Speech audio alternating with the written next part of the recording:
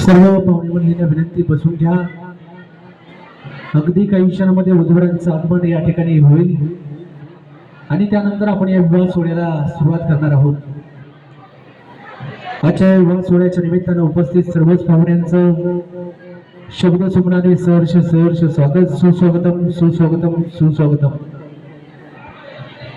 जिच्या खुशीतून हिंदवी स्वराज्याचं देखणं स्वप्न साकार झालं, त्या राजमाता राष्ट्रमाता जिजाऊ महासाहेब, ज्या राजाने हिंदवी स्वराज्याचं स्वप्न सत्यामध्ये उतरवलं, ते हिंदवी स्वराज्याचे संस्थापक कुळवाडी भूषण बहुजन प्रतिपालक छत्रपती शिवाजी महाराज, ज्या वारसदाराने हे देखणं स्वप्न आपल्या खांद्यावरती पेललं, ते धर्मवीर छत्रपती संभाजी महाराज.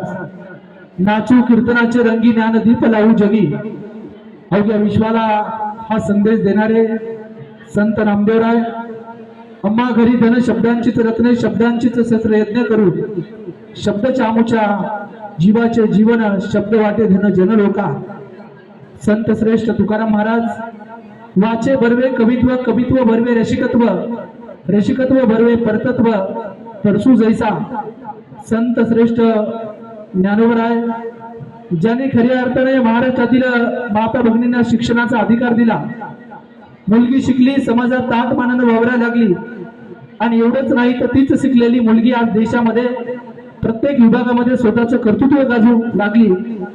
हे ज्यांच्या पुण्याईमुळे यशस्वी झालं, त्या माता सावित्रीबाई फुले, ज्यांनी हातामध्ये झाडू घेऊन गावाच्या गावात स्वच्छ केली, सायंकाळी प्रबोधनाच्या माध्यमातून तुमच्या माझ्या डोक्यातली घाण साफ केली, ते संत गाडगे बाबा, डॉक्टर बाबासाहेब आंबेडकर, पुण्यश्लोक आलेले होळकर, माता रमाई, या सर्वच महापुरुषांच्या पदस्पर्शांनी पावन झालेल्या आपल्या महाराष्ट्राच्या मातीमध्ये, संत जनाबाईंच्या पदस्पर्शांनी पावन झालेल्या गंगाखेड नगरीमध्ये आजचा हा सोहळा संपन्न होतोय.